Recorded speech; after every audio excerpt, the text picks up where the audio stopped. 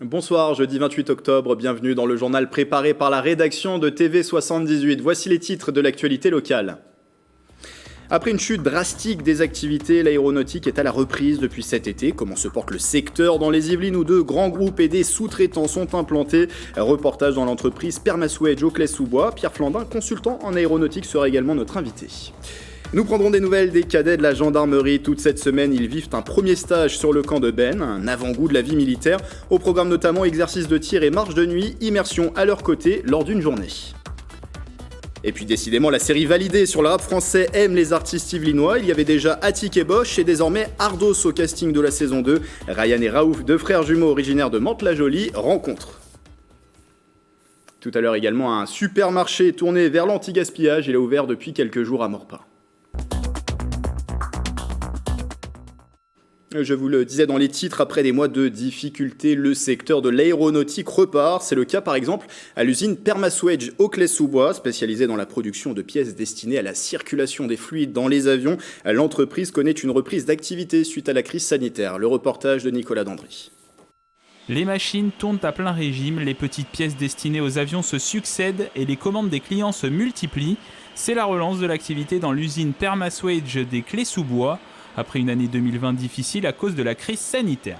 Aujourd'hui, on est encore à 20-25% en dessous de l'activité, j'allais dire, en 3/8 de l'ensemble des installations de production qu'on a sur le site. Ce site industriel du groupe américain est un sous-traitant des constructeurs d'avions.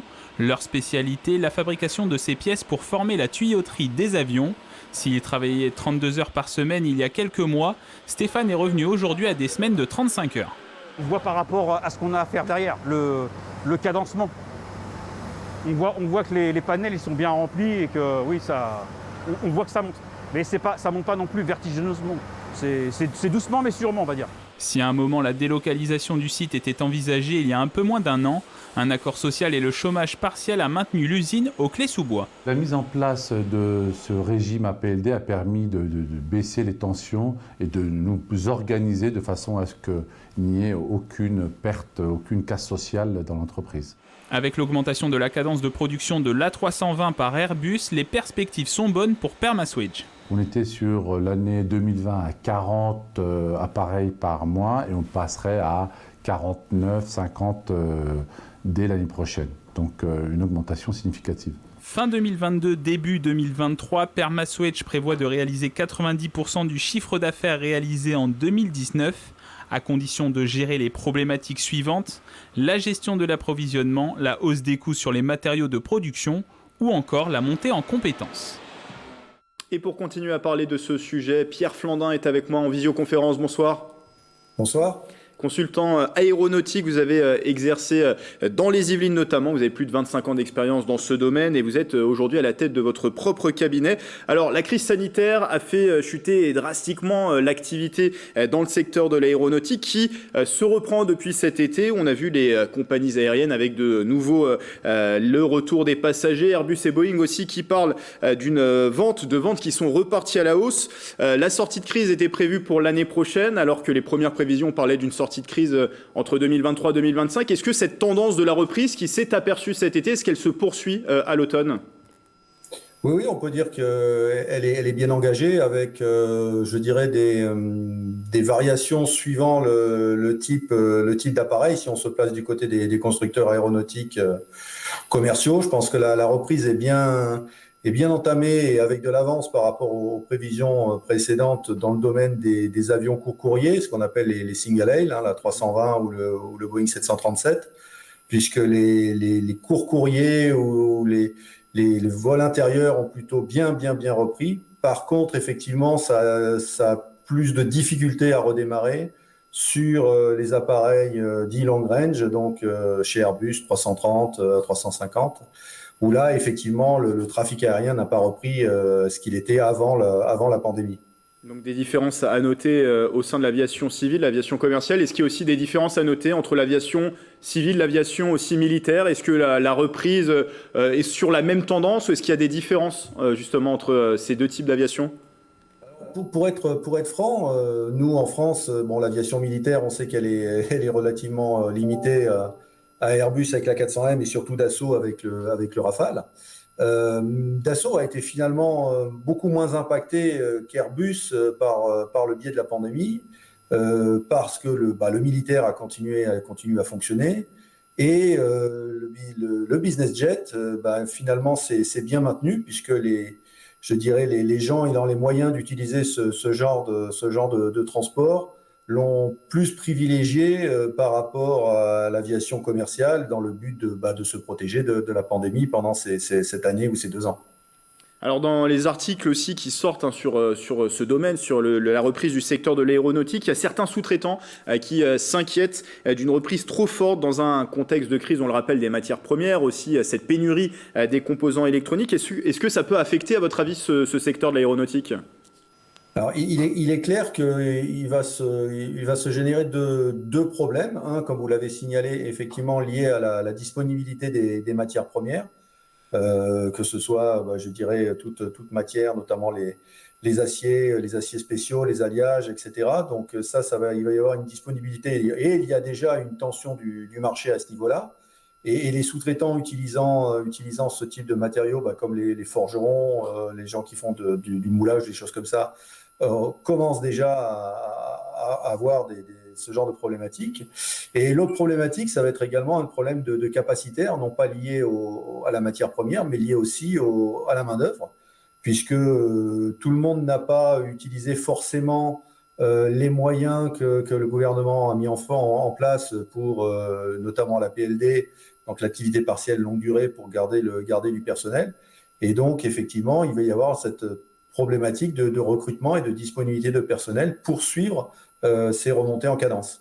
Voilà, ça c'est pour les prévisions, le panorama global sur ce secteur de l'aéronautique. Si on met le curseur à présent sur les Yvelines, où ce secteur est bien présent avec des grands groupes, on peut citer Safran, Airbus, mais aussi des sous-traitants qui sont implantés dans le département.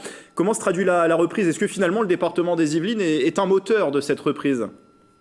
Le département des Yvelines, comme vous l'avez dit, accueille un certain nombre d'abord de grands OEM comme Airbus, de grands sous-traitants comme Safran et d'autres. Mais il est, je dirais, un des reflets, ou un reflet de ce que peut être le marché de l'aéronautique au niveau du territoire national. Donc effectivement, on n'est pas plus ou moins impacté, mais de la même manière que l'ensemble des acteurs du territoire national. Et enfin, on en terminera par là, c'est un secteur aussi en pleine innovation. L'objectif, c'est la neutralité carbone dans le transport aérien, et ce, en 2050. Le plan France Relance, justement, aborde cette question avec un soutien pour la R&D aéronautique, 1,5 milliard d'euros qui seront dédiés justement à ce volet du plan France Relance, avec déjà 62 projets qui ont été soutenus, dont 6 dans les Yvelines avec 376 millions d'euros. Ces innovations, c'est quoi ? C'est l'avion vert. On entend beaucoup parler d'avion vert, justement, en ce moment dans l'actualité. C'est l'avion vert, c'est l'avion décarboné, c'est effectivement, comme vous l'avez dit, l'avion électrique, peut-être pas, notamment dans le domaine du transport aérien, mais en tout cas, l'hydrogène est un grand sujet qui est sur la table, ou sur les tables à dessin, si je peux dire, depuis quelques temps maintenant. Effectivement, les carburants, soit les biocarburants, les carburants plus verts, soit effectivement, à plus long terme, de nouvelles motorisations permettant d'atteindre cet objectif d'avion décarboné. Justement, vous parliez de biocarburants. Dernière question, il y a un travail en ce moment qui est fait par Total, justement, sur les biocarburants pour l'aéronautique. Il me semble que c'est avec Airbus. Oui, ça fait déjà quelques années que ces biocarburants, je dirais qu'il y a des allers-retours sur le sujet entre les avionneurs ou l'avionneur français Airbus et les acteurs du domaine. Oui, tout à fait. C'est avec Safran, et non avec Airbus, ce travail, mais vous l'évoquiez, un travail qui date déjà de nombreuses années. Merci Pierre Flandin d'avoir été avec nous. Je vous en prie. Et je le rappelle, vous êtes consultant aéronautique. Dans l'actualité, il avait été promu dès janvier dernier, mais c'est hier, mercredi, qu'il a reçu son insigne des mains du président de la République. Le maire de Poissy, Carl Olive, a été fait chevalier de la Légion d'honneur par Emmanuel Macron. La cérémonie se tenait ce mercredi soir à l'Élysée. 8 personnes en tout ont été distinguées. Depuis quelques jours, un nouveau supermarché a ouvert ses portes à Maurepas. Il est discount, mais c'est surtout, et là, toute l'originalité, tournée vers l'anti-gaspillage. Deux jeunes entrepreneurs se sont lancés dans l'aventure. L'objectif, valoriser les produits exclus de la grande distribution. Céline Charles et Justine Brasier. C'est un supermarché d'un nouveau genre qui a ouvert ses portes samedi dernier à Maurepas.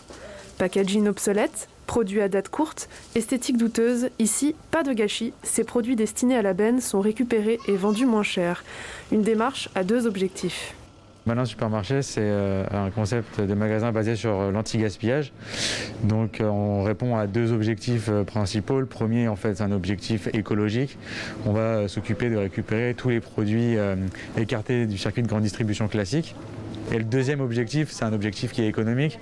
En fait, nous, on récupère ces produits et on les revend entre 20 et 50% de moins cher que la grande distribution classique.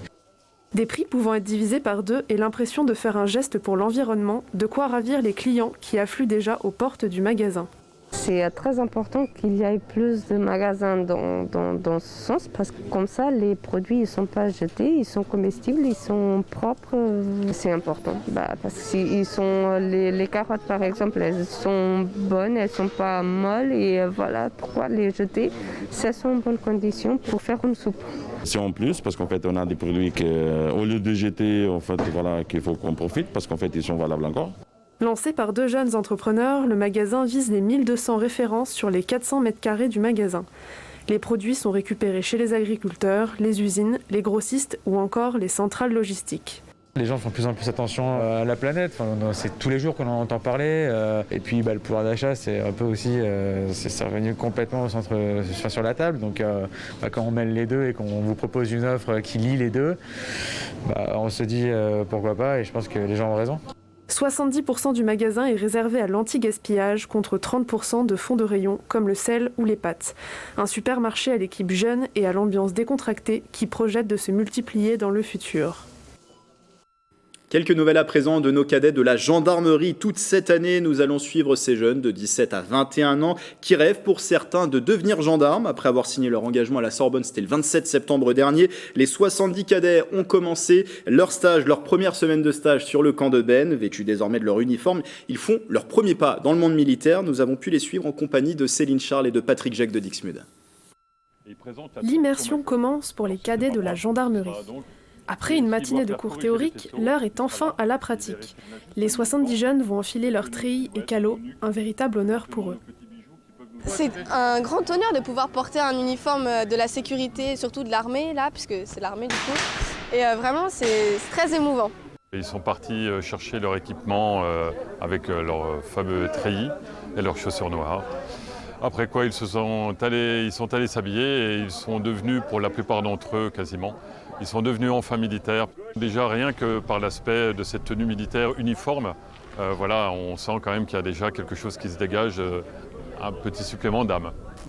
Les cadets vont pour la première fois apprendre à marcher en ligne et en rythme. Pas à pas, ils se créent une certaine cohésion. Colonne 1 à 3, déboîté. Pour le P2 à mon commandant. Bon! Le déplacement militaire ne se fait qu'en groupe et au pas cadencé, donc c'est de l'ordre serré. De dire que c'est une science, c'est un grand mot, mais bon, faut le savoir le maîtriser. Il y a clairement une cohésion dans le groupe. Enfin, déjà, on est entre guillemets un peu obligé parce qu'on est là 24-24 ensemble. Mais franchement, souvent, c'est des bonnes personnes qui sont là. C'est pas des personnes qui sont là pour dénigrer, etc. Donc déjà, de base, je pense qu'il y a ça part bien dans le travail d'équipe. L'esprit de corps, l'esprit de cohésion est la partie fondamentale de la réussite et du succès de nos engagements. L'après-midi, c'est séance de tir. Pour ces novices, c'est une réelle prise de conscience. C'est l'une des missions premières, dans tous les cas, de protéger la population et on va être amené, en cas de terrorisme ou de malveillance, on va être amené à utiliser notre arme de service, donc l'entraînement passe par là aussi. Attends. Enlève ses gauchères, mets son doigt. En fait, c'est surtout pour nous rassurer aussi, pour savoir si on n'a pas peur de l'arme. Parce que vu qu'on sera sur le terrain avec une arme, et si on a peur de l'arme, c'est pas fait pour nous ce métier-là alors. Il faut qu'ils prennent conscience que le gendarme il est armé H24 sur le terrain. C'est son outil de travail, entre guillemets, mais il faut qu'il y ait une maîtrise parfaite de l'armement. Allez, c'est parti, on y va. Le soir, c'est un exercice un peu particulier qui les attend. Juste avant d'aller se coucher, les jeunes sont appelés pour une marche de 6 km en pleine nuit. On était dans nos chambres, on nous a dit de descendre, donc on est descendu, on a pris nos affaires, donc sac, bouteille d'eau, et c'est tout. Et on nous a dit qu'on allait que des terroristes allaient devoir nous trouver, et nous on allait devoir se déplacer en toute discrétion. Passer sous un tunnel, ramper ou encore se cacher, un entraînement qui semble souder ces cadets qui se sentent déjà un peu en conditions réelles. Allez, levez-vous, ils sont partis, c'est bon. En vrai, je trouvais ça facile, en vrai, c'est juste un rythme à suivre. Il faut juste écouter ce que nos supérieurs disent. C'est pas la même quand on marche en rythme et quand on marche avec une personne. Enfin, quand on marche tout seul, je veux dire. C'est un peu plus compliqué vu qu'il faut qu'on surveille tout le monde. En même temps, il faut qu'à chaque fois on vérifie si tout le monde est là, il faut qu'on se compte et tout. On a pu voir la cohésion au sein du peloton, donc un renforcement, une aide entre chacun, et c'était un peu compliqué du physique, mais ça allait, on a réussi et on est tous contents. La vie, la mort, la moitié. La cohésion est une valeur essentielle. C'est très simple. Un jour, il faut partir en intervention. La cohésion fait qu'on forme un groupe, on forme un tout. Et en fait, chacun se connaît. On connaît les forces de chacun, les faiblesses, et il faut jouer la complémentarité. Garde à vous et repos, le commandant remet la traditionnelle rondage des cadets de la gendarmerie. De quoi rappeler à ces jeunes pourquoi ils ont choisi de s'engager. Ce stage leur donne en fait un avant-goût de ce qu'est le métier de gendarme, de ce qu'est la formation en gendarmerie, de savoir que la gendarmerie, ce sont des savoir-être, des savoir-faire, que ce sont des techniques d'intervention professionnelles. Et lors de ces stages, ils ont une initiation pour en fait découvrir quelles sont toutes ces techniques et modes d'intervention des gendarmes au quotidien. De nouveaux stages se dérouleront en février et en avril. Les commandants entendent bien monter encore en puissance en proposant des exercices plus physiques et plus tactiques. Une visite de la garde républicaine est également prévue. Quel est votre métier? Allez. Et puis de la musique, connaissez-vous Ardos? Ce sont deux jeunes rappeurs de Mantes-la-Jolie, Ryan et Raouf sont jumeaux et depuis plusieurs années, ils enchaînent les singles et les clips. La sortie de la saison 2 de la série Validée début octobre a été l'occasion pour eux d'une première apparition télé. Nicolas Landry est allé les rencontrer dans le quartier du Val-Fouré. Et pour un clip, j'ai une belle idée avec un quad. Frère, va leur montrer. Les Ardos dans la saison 2 de Validé, série disponible sur la plateforme MyCanal. Les Ardos, ce sont les jumeaux du rap français, deux jeunes de 21 ans originaires de Mantes-la-Jolie. Ils ont déjà plusieurs titres à leur actif. C'est nous les hommes. Si on sort les guitares, c'est pour les faire danser. Tu connais pas les jumeaux du rap français, les hommes. Avec 1200 € par mois, tu vis pas. Le savoir est une arme, si Dieu te l'a donné. Charbonner pour un jour, vive le rêve américain. Ryan et Raouf vivent dans le quartier du Val-Fouré à Gutenberg. Dans leur musique, ils racontent leur quotidien. En 2018, ils signent avec le label Watibé. Cette signature, leur tremplin pour aller chercher plus haut. On est des personnes dans l'excès. Nous, quand on veut quelque chose, on ne se dit pas je vais tout faire pour l'avoir. C'est je vais l'avoir. Je vais l'avoir. On voulait Watibé, on a eu Watibé, mais on ne veut pas que Watibé. On veut aussi percer, on veut devenir les meilleurs. Les Ardos font leur début ici, dans le centre culturel Les Ateliers Chopin à Mantes-la-Jolie. À l'âge de 13 ans, ils viennent lancer leur premier flow et prennent des cours avec Mr Mam, professeur de musique au sein de la structure. C'est une fierté. Moi, franchement, je ne change pas de regard à leur égard. On a toujours la même relation, même malgré qu'ils soient, qu'ils aient de la notoriété, qu'ils font des choses très intéressantes. Moi, c'est une fierté déjà que des jeunes qui sont sortis d'ici puissent faire ce genre de choses. Fans de musique, les Ardos ont plusieurs influences, ils écoutent de tout, mais le rap américain et français est dominant. Même si la musique reste la priorité, ils ont une activité professionnelle en parallèle. Ça nous ouvre plus l'esprit, on aura plus de choses à raconter dans nos musiques, etc. Mais il faut savoir qu'on a toujours la même détermination pour la musique. Dans notre lancée, on est encore en développement. C'est encore du charbon, on travaille, c'est en studio, on enchaîne des clips, on enchaîne des projets, des mixtapes, pourquoi pas un album. Ce premier album devrait s'intituler Les Jumeaux du rap français. En attendant, une série de freestyle est en cours de production. Un clin d'œil à leur apparition dans la série Validée. C'est hallucinant, je vais pas changer pour moi tu le ciné. Bientôt sur le grand écran, ça parle de nous sur Halluciné.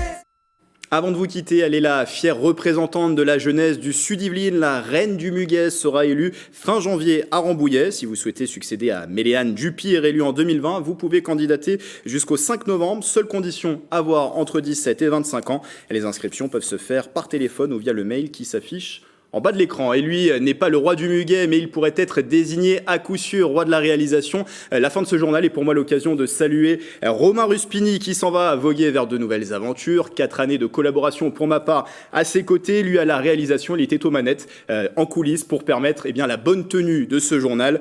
Bravo Romain, merci et bon vent. Voilà, c'est la fin de ce journal. Merci de votre fidélité. Demain vendredi, on vous donne rendez-vous avec le 7-8 week-end. Bichente Mayen, Santi-Stéban et moi-même, on vous a concocté un petit programme autour d'Halloween. Belle soirée avec TV78.